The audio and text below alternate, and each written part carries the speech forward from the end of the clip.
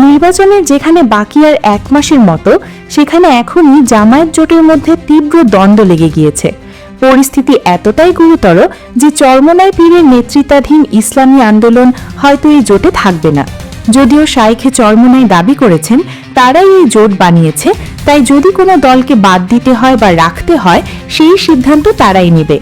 অর্থাৎ এই জোটের মূল ভূমিকায় থাকতে যাচ্ছে ইসলামী আন্দোলন বাংলাদেশ।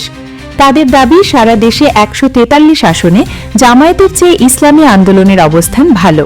গুঞ্জন শোনা যাচ্ছে তারা এমন সব আসন চাচ্ছে যেখানে আব্দুল্লাহ মোহাম্মদ তাহের, হামিদুর রহমান আজাদ সহ অনেক প্রভাবশালী জামায়াত নেতাদের আসনও আছে। অন্যদিকে ইসলামী আন্দোলন বাংলাদেশ অ্যাক্টিভিস্টদের দাবি জামায়াতে ইসলামী চরমোনাই পীরকে গুরুত্বই দিচ্ছে না। আসন সমঝোতার জন্য 12 ডিসেম্বর থেকে চরমোনাই পীর জামায়াতের সাথে মিটিং করার চেষ্টায় ছিল, কিন্তু বিভিন্ন তালবাহানায় জামায়াতের নেতাকর্মীরা চরমোনাই পীরকে সময় দেয়নি। ইসলামী আন্দোলনের চেয়ে এনসিপিকে বেশি গুরুত্ব দিচ্ছে জামায়াত। অর্থাৎ দুই পক্ষের তীব্র দ্বন্দ্বে এখন এই জোট ভেঙে যাবার মতো অবস্থা। দুই পক্ষই একে অপরকে দায়ী করছে। দুই দলের অ্যাক্টিভিস্টরা সোশ্যাল মিডিয়ায় বাকযুদ্ধে জড়িয়ে যাচ্ছে।